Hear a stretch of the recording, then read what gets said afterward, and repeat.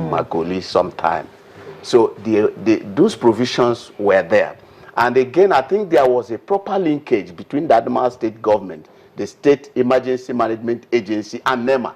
And so we found the presence of NEMA there very, very well. And there was a coordinator, zonal coordinator of NEMA, who took us around the camp and explained what they were, their facilities and how they have been coping. But we expect that this can be replicated in other states. It's not like that in other states. For instance, Bauchi has a similar arrangement. In Bauchi, they don't have indigenes who are displaced as such.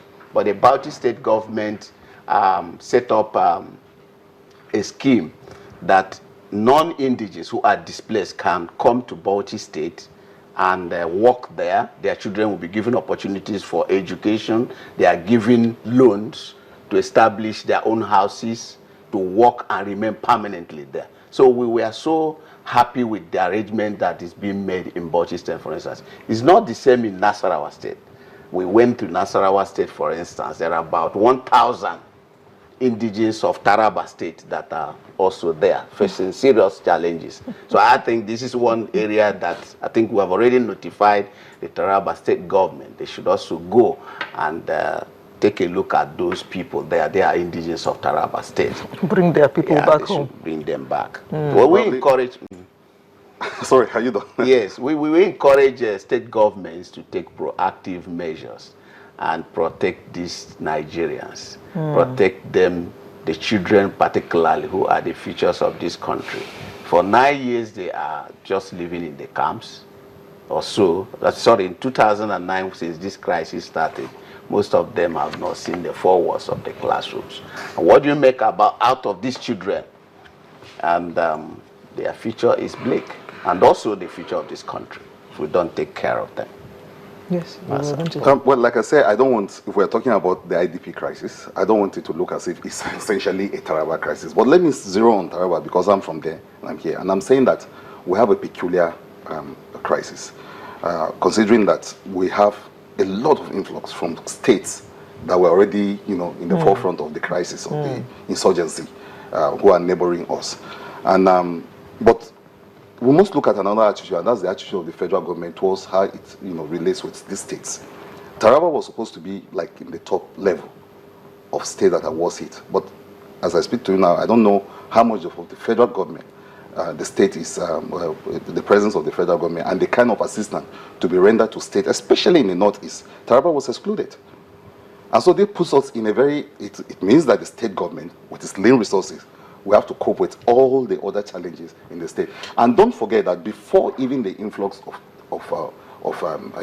people who have been displaced by the insurgency in the northeast, like I say, we had a lot to cope with internally ourselves, because you have a situation where, especially in the southern part of the state, many people were thrown out of their communities. Fulani headsmen were everywhere, and they were showing, removing people from their communities, and a lot of people inside there. And I guess maybe that's why he was saying that some of our people were in Nasarawa State. But I want to assure you that we have actually, taken charge. Our governor was even in Nasarawa State to talk to, to confer with the governor of Nasarawa State over the issue of, displaced people from Taraba State who ran to Nasarawa. But those are the issues we are coping with. Has the government of Taraba State intimated the center of its peculiar position and asked for help? Oh yes, we have, and like I say, that's why we're also using this medium. I'm happy that the Human Rights Commission is beaming a searchlight. It wouldn't be because the state government was not on top of its game. It will only be because we need additional support from the federal government, because we are an IDP-friendly state, in the sense that we are taking care of our internally displaced persons. But yes, we need a lot of support too from the center. Do you have a figure for the population of the IDPs in Taraba State, beside this 4,723? No, I don't want to play around figures here. Okay, well, we've got to go now. So in closing, Deputy Director, how can we further help the IDPs? How can we further improve their plight? When we had our stakeholders meeting in Abuja, we invited some of the IDP leaders who wanted, there is the Kampala Convention, which requires that every government should take measures to protect the rights of IDPs, and in taking decisions regarding their well-being, you must take them into consideration, bring them. So we had meetings with IDP leaders. We asked them what they want. Indeed, about 1,000 of them wrote to the commission, intimating the commission that they would want to go back to their states. They said they would want to go back to their states provided there are opportunities, there are security and other things. They wouldn't mind going to the camp. And we said, okay, that's the best thing, but then we need to know how prepared these camps are in terms of provision of facilities, entrepreneurial skill acquisition, education of the children, and that was why we embarked on these trips. We're almost concluding the trips. We have identified the camps that are ready to take these IDPs, and the solution is that east or west home is the best, and these IDPs should be taken to their homes on their home states. Okay. Right. I want to say that in looking at the IDP crisis, we must nationalize the discourse. We cannot bring it in. We cannot just single out a state like Taraba, because it's a national crisis. That's why it's just like the Lassa fever thing. You don't isolate anyone.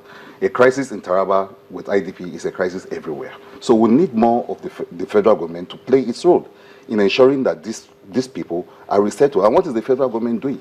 If you're not going to establish, if you're not going to have peace, if you're not going to have peaceful community, people won't go back to where they're coming from. So we must deal with this problem from its roots, which is the fact that it's not enough to say that we're taking good care of internally displaced people. We must reintegrate them. We must take them back to where they're coming from. And in Taraba, that's what we're doing. We're trying to create peaceful communities. Our governor is negotiating with all the communities where people can actually go back to where they're coming from, because in the long run, that's what really is what they want. It matters. It's not for them to be taken well care of in another person's life. They want to go back to where they're coming from. We must take this discussion further. Thank you. Thank you very much. Mr. Emmanuel Bello is the former Commissioner of Information, Taraba State, and we also had the Deputy Director of Protection and Investigation of the National Human Rights Commission, Mr. Lambert Okpara. Thank you very much. Thank you too. Now it's time for the home stretch. We'll be right back.